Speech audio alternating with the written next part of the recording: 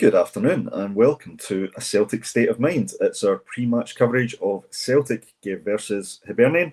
The match is kicking off at 3 p.m, so we'll be with you for the next half hour to discuss the lineups, potential tactics, team selection, and obviously a few other items, including some of the latest intended action by the Celtic fans collective. But we'll try not to spend too much time on that.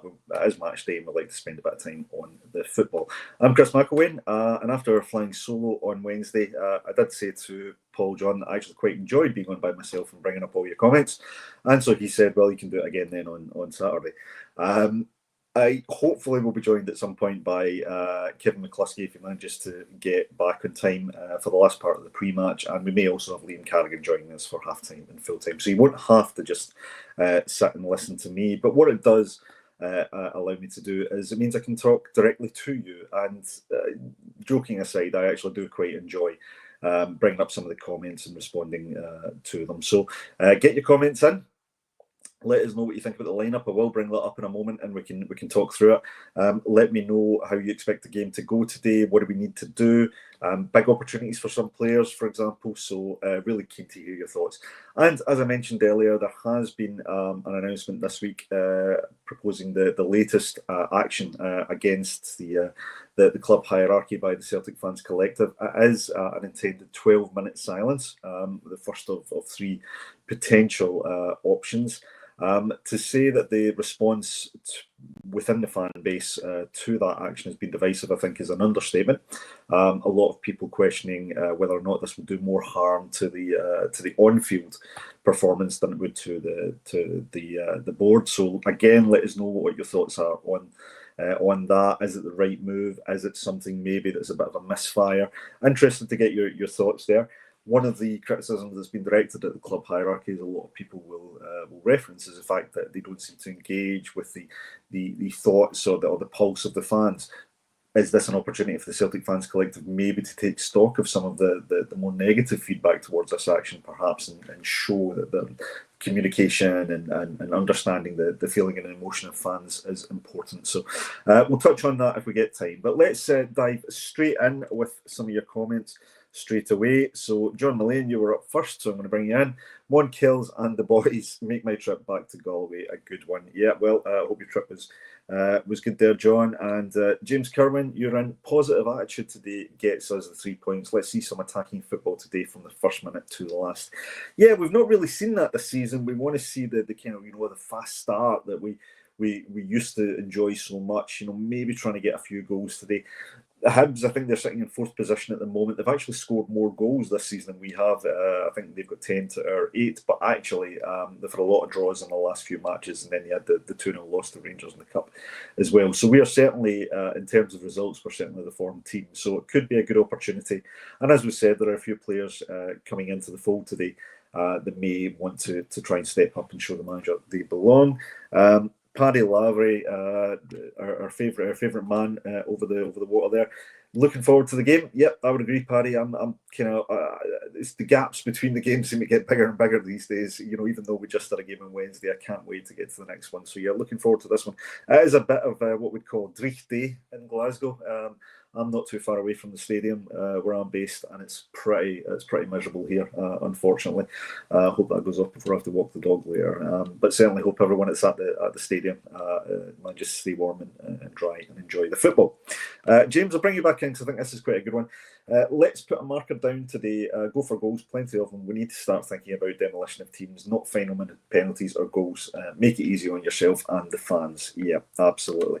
Somebody made a point about the fan silence. 12 minutes. What happens if we do get a couple of early goals? Would the supporters be able to kind of hold back their emotions? It's a very, very difficult thing, I think, to expect of fans. I certainly don't think it's our job to mandate what fans should and shouldn't do. They pay their money, they're entitled to go to do what they want at the stadium. So it'll be interesting to see what kind of coverage that gets, and maybe see what the response of the Celtic Fan Collective is on that. Let's bring the lineup then, so we can actually talk in detail about some of the selections. So first of all, I mean, shout out for the Captain Mannering moustache.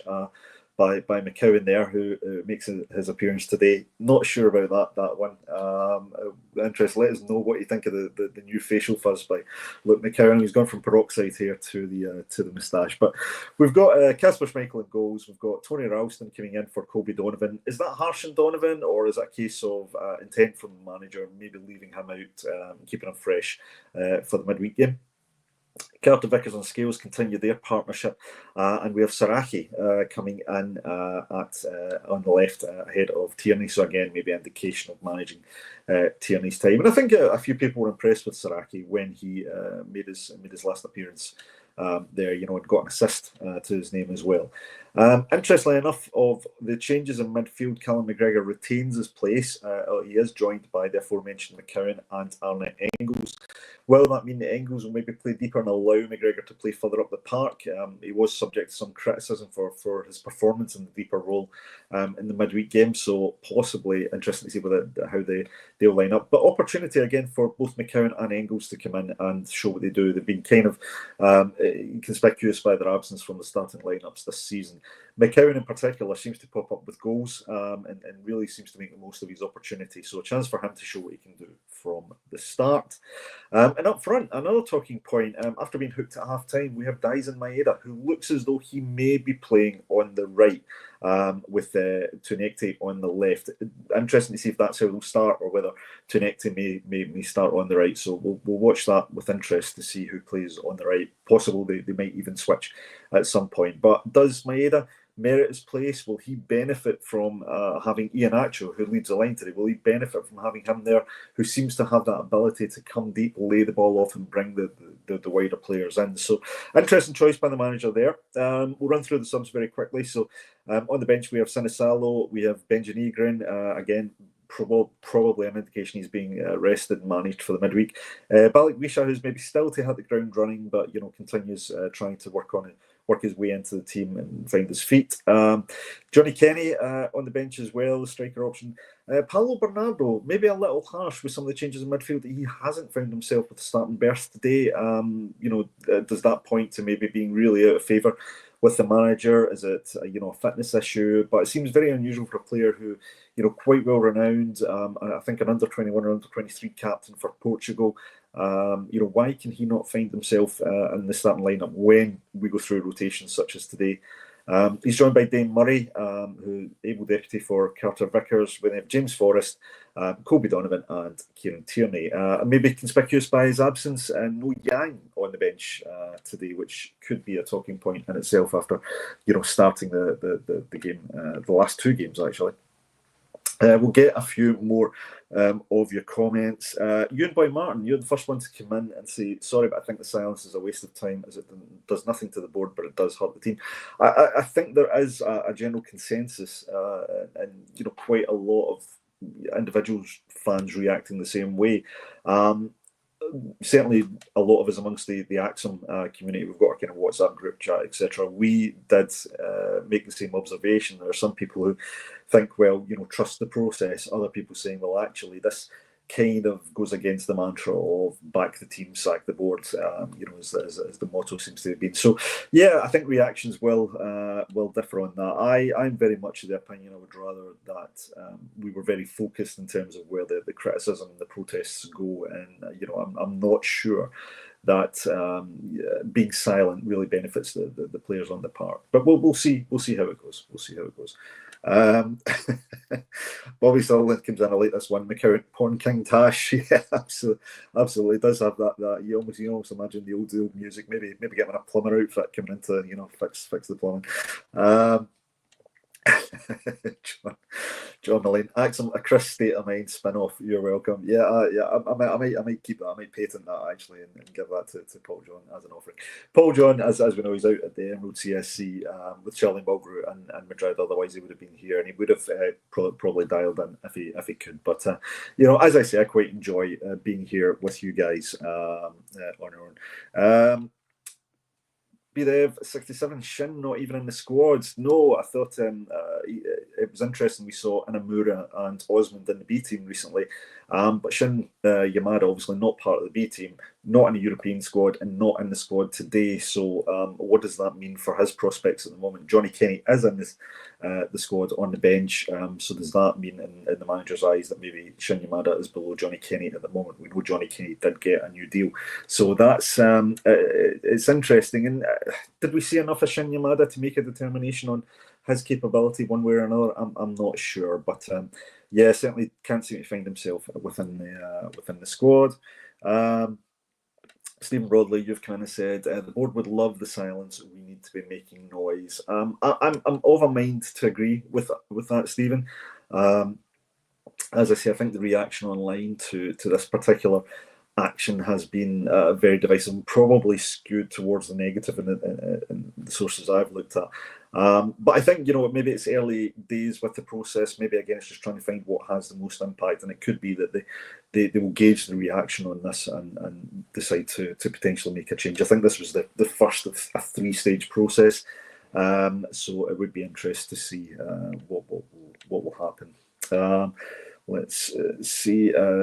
Celtic follower, you come in and said Brendan's favouritism towards Kalmak and Hatate has diminished other players' confidence considering how badly they've played. I thought it was interesting, something I raised on our group chat. I'm going to bring our own, the greatest beard since Danny McGrain, and affiliated with Celtic, and that is Kevin McCluskey. If I can bring him in, let me just make sure. I've got you, Kevin, I think. Yes. I'm here. You're here. I'm taken aback by that compliment. I'm taken aback by that one. That's over and above. I'll settle for the Joe Ledley comparisons, but Danny McGrain, that's a bit much. Well, I mean, it's not just about the beard. There's a talent as well, and you're that great presence that just comes in late to the box as you've done today. So that reminds me of Danny McGrain. Kevin, we've been talking about the lineup. A few changes. Not sure if you've had a chance to see it yet. If not, I can bring it up. But the last comment that came up there was talking about favouritism towards Callum McGregor and Rio Hatate. Now, Rio Hatate, not in the squad today, was one of the players that was kind of singled out as having quite a poor performance in the midweek game. Callum McGregor, again, subject to quite a bit of criticism, seemed to play better when he's moved into a more advanced role. But there's been, from the wholesale changes that have been made throughout the team today, he's retained his place in that midfield. What's your thoughts on that?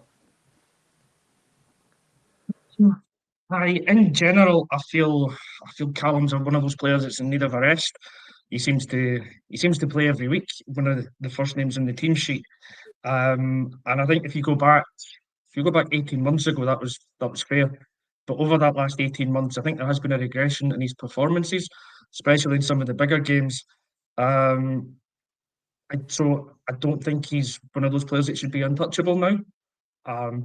So yeah, I would be in the camp to say that every now and again he's a player we should be taking out the team and giving a rest to, so that we can continue to get the best out of him. From midweek, I was quite impressed with him actually, especially in the second half. I thought he helped bring us really into the game in the second half, and he was a big player in our performance there. But yeah, like in general, I don't think he's a player now that should be in this untouchable bracket. I'm not one for making wholesale changes to the team game on game. So I see that we've got Engels and McCowan come in. So it's two changes. Probably you're not going to make all three. And if you're keeping just the one, it's likely to be the captain. But I do think that there are games where we need to take him out for his own benefit. And if I remember right, I think it was the Livingston game. He didn't play in. Engels played in the number 6 role and was moving the ball a lot quicker, and we seemed to be a bit more fluid as a team. So maybe there's something there that Engels does have a role still in the team as well. It could be the number 6. It could be that we take Callum out every now and again, or it could be that, like you say, we play him in the more advanced role because he isn't a number 6. He's proven that. He could be a deep line playmaker, but he needs a number 6 alongside him for that, or he can be a number 8. Absolutely. So, yeah, I'm in the camp of it's time every now and again to bring him out, but maybe not if we've made 2 other changes in the midfield area. Yeah, just have that bit of continuity, and then I suppose as you say, he is the captain as well, so maybe brings that extra characteristic to the table. You mentioned Engels there. Now, Engels is a player who's really struggled to break into the team. He's been kind of displaced by Benji Nygren. Up to this point, Brendan seems to favour the trio of Hatate, Kalmak and Nygren. But he's in today. He's in alongside Luke McCowan.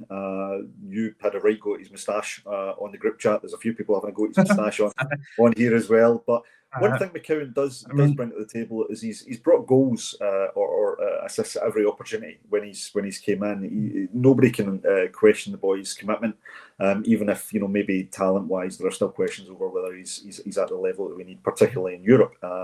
But he plays alongside Arnie Engels today. Two players with a point to prove, and is it a good opportunity for them today?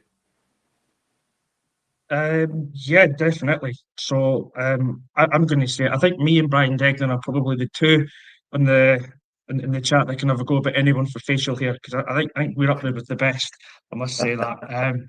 But I looks Tash is horrendous. It should be gotten rid of before the game. If Brendan's got any sense, he'll tell me to have a wee shave and go out before it. But other than that, yeah, it's a big game for him. It's a big game for Andy Engels. The two of them do have something to prove. I'm not McCowan's biggest fan in terms that I would rarely start him in a game. So maybe this is one of those one-off occasions where Rio's form has dropped off. He's not been the same player either for the last 6 to 12, maybe 18 months as well, if we go back far enough. And look, McCowan, for me, I don't think he's technically good enough to be considered a starter. But I've sat here on this show with you on numerous occasions. When you've asked, or when Paul's asked, what's the change at half time? What'd you do to change the game? More often than not, I've been of late saying, bring on Luke McCowan. Not because he's the best player, but because he's got that bit of fight that maybe the rest of them don't have. He's got that fan in a jersey thing about him, which I think carries him a long way when he plays for us, and he does have a goal in him. So he scored the winner against St Mirren in the first game. He's come off in other games come on in other games, and been that one player from the midfield that's been prepared to have a shot from outside the box. So, like, kind of like David Turnbull in that sense. Maybe not the best football player that we've got, but he does give us something that the rest of them are not offering at times. And it's a big opportunity for him, for sure. If he can come in and score again today and put in a decent performance, he asks the manager a big question, do I deserve to start more regularly? And goals win you games. So that could stand him in good stead. And then for Arnie, the other player that you've mentioned there, I still will say that I think he is a good player. I think we've got a lot still to get out of him. He comes with the big price tag, which we unfortunately will keep on having to talk about for a while, because it's there. It's going to hang over him until he starts to put in performances of a consistently high quality and standard that he can then say he's worthy of that tag. Big game for him. I think he's shown it in these kind of games, so that he can not just compete, but he can control games at this level. But he needs to start doing it on a more regular basis. And if he's got Hatate out the squad, I think Nygren's on the bench, then he's got a good chance of getting the full 90 today. So it's up to him to prove that he's worthy of retaining that for the next game. Same as Luke McCowan. Yeah, absolutely. Good opportunity for both. We were talking about the front line as well. So Tunekti keeps his place in the team. I think he's looked pretty sharp since he came in. Maybe a bit more of a challenging night on Wednesday, but I think certainly merits his place. Ian Acho seems to have made a contribution in every appearance he's made so far, which is great. So he gets his first start in front of the Celtic Park crowd. I'll get your thoughts on the crowd and the action in a moment.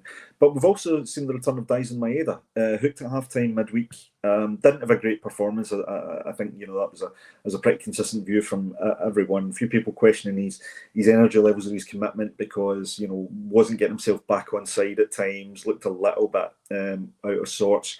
But he comes in today. It looks as though he's been shunted out wide. Not entirely sure if he's right or left yet. The assumption is that he's going to play wide right.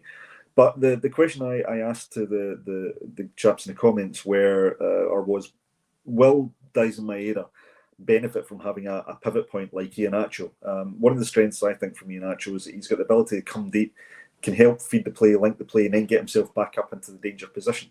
It looks as though the wide players could really benefit from that. Is that something we could see maybe Maeda getting his fire back, by playing off someone like Ian Acho? I would like to hope so, because we need to get that back from him. The goals that he scored last season were pivotal towards us winning the league. And I know Brendan doesn't feel the need for us to have a 20 to 30 goal striker up there, but this is one where I will just always agree with him. We need to have at least one of those front three that's capable of hitting 20 goals a season.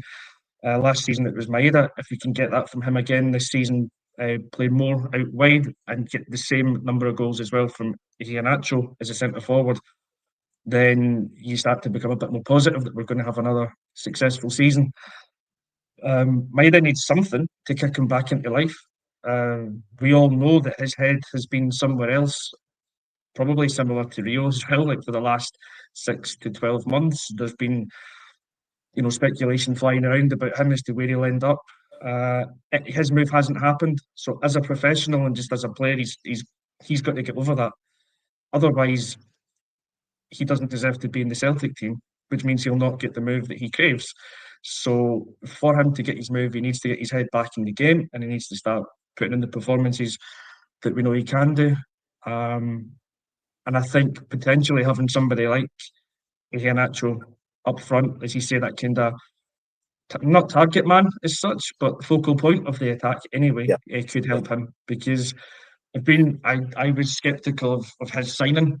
It's as I was when Casper came in, to be fair, because it's that one where it's Brendan's just gone back to the Rolodex, who's an ex-colleague that I've worked with that's out of a job that could maybe come in and dig me out a hole, and we needed a striker. It was Iheanacho, and he just, I don't know, I wasn't overly enthused by the prospect of him coming in, but he has been really impressive in his first few games. Obviously shows nerves of steel to score the penalty in his debut, which is it's a big moment. He sets up a goal as well for Tenecte against Partick Thistle, and then gets the goal again at Belgrade during the week. So he's come in and impressed straight away. We needed him to hit the ground running, and he has done, which has been great to see. But yeah, what I've liked about his game is that fact that I think he's a penalty box striker. He's got the physical presence for that, but he can also play a bit. So he will drop deep. He will allow runners to get in behind him. And if it's Maeda coming in from the right-hand side, hopefully the big man, if he's dropping deep, pulls the centre-back with him, and Maeda's got the pace to get in and exploit that. So potentially this could be something that does benefit Maeda. And then it is a case of, sorry to go back to it, but it's which one of him we get in front of goal. Is it Dyson that misses the chances against Kyra, or is it Maeda from last season that was scoring goals for fun?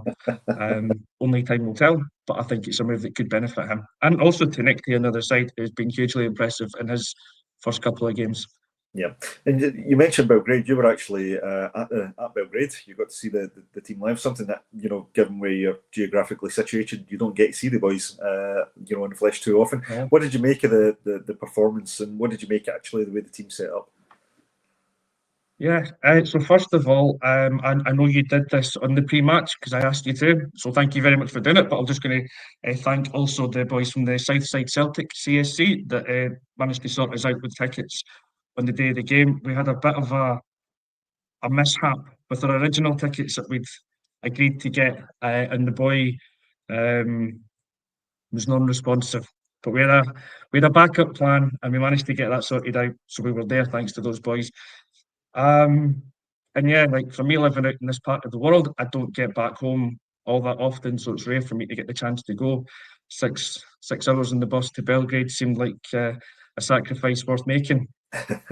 But yeah, in terms of the game, it was a strange one because I think before the game, because of where it is and knowing that Belgrade can be that hostile environment, they're on fire domestically. I think they've won 7 out of 7 and they've been scoring goals for fun. They were leaking goals a bit, but the firepower domestically anyway can be similar to us. They were always outscoring everyone else. So I think probably before the game, I would have taken a draw, but obviously, you want to see us go for the win. And in the first half, I was a bit disappointed because I don't think we really looked to impose ourselves so much. I don't think we were really creating that many chances. And like you say, somebody like Maeda, who you're looking at to be the big threat, was posted missing for most of it. Yeah. I think Rio tried, but nothing was really coming off for him. And it just wasn't really looking like our day. I think fortunately, I don't think they were looking that great in the first half either. Second half though, and maybe it was part of the game plan to kind of be a bit stodgy in the first half. But I thought the second half we were pretty decent, created a lot more. I thought Callum McGregor came into the game a lot more and was fairly kind of dominant in the midfield. It was Yeah. commented on by a few of the boys around us that there's a lot of non-Scottish fans at that game, non-Scottish Celtic fans there. So there's boys from Germany and Serbia as well, Romania, all of those guys, and they're all again watching and commenting on how good McGregor was and how good he played. And come the end of it, I think a draw was a fair result. I was more impressed by the second half performance and that we actually looked like a team that wanted to win that game. Iheanacho's goal was brilliant. He took it really, really well. Disappointed with the goal that we've lost. It's a bad goal defensively. But overall, we had other chances to score. So did they. I think a draw was a fair result. And I left the game against Zagreb in December or whenever it was, really disappointed that we hadn't had a goal. Yeah. I felt that was 2 points dropped. Think more in reflection from this. It's a good point.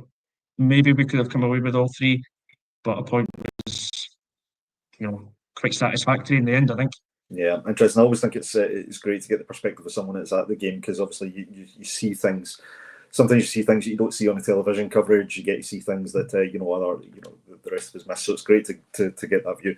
And sometimes in a European game away from home, you see things that didn't even happen. I've experienced that before. Absolutely. But Kevin, there's been a bit of talk. Just to get your thoughts on this, and we've tried to keep it as balanced as possible. There's a lot of talk, obviously, about the latest action by the Celtic Fans Collective. We've had the fans staying out until the 12th minute to emphasise the 12th man. We've seen the posters which were up last week. Directed towards three of the board members. Now we've got. This sort of three-stage or three-match process whereby they want to have a period of silence. Now, silence doesn't mean not celebrating goals. They have clarified the statement. So silence doesn't mean not celebrating goals, but it means not the usual singing, the drumming, the kind of building the atmosphere to try and demonstrate. Now, it's provoked quite a divisive response online. A lot of people have, some people in favour of it, a lot of people maybe not in favour of it, see it as going against the team. Where do you stand on this? What's your opinion of this particular action? And do you think it's maybe one that's not quite directed or landed quite the way they would have intended? I think definitely that last point. I don't think it's landed how it was intended at all. And I'm not entirely sure what the full thought process behind it all was. So I know that we've just covered. I don't live in Scotland anymore. I don't have a Glasgow postcode. I've been told at times when these kind of matters, my opinion is not as valid as others. I'm going to give it anyway. The whole Celtic Fans Collective approach for me should be it's all about back the team, sack the board. That's the kind of the motto, the ethos. You want to support the team. It's very difficult to have a protest, I think, that really kind of marries those two views of backing the team and opposing the board and getting the point across well, because I like the 12 man one, I must say, in Kilmarnock. I thought that's quite a visual statement as well, when you've got the empty stadium or the empty stands, and then on 12 minutes we come in, the noise lifts, and the team gets a lift from it as well. Yeah.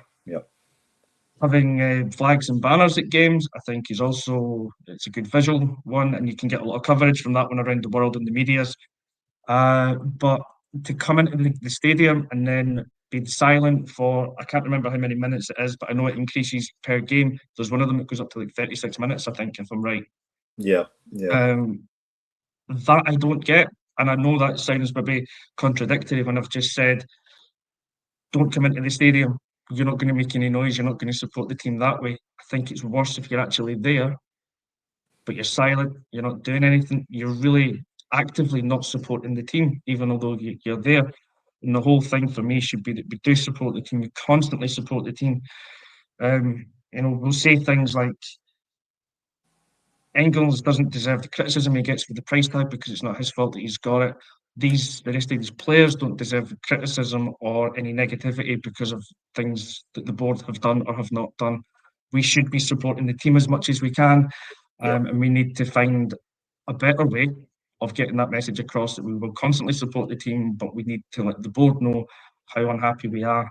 Maybe it's protests before the game outside the stadium. Maybe there's protests after the game outside the stadium, or it's flags and banners inside during the game. But I think once you're there, you want to support the team, and you should be allowed to sing and celebrate and shout and support the team as much as you want.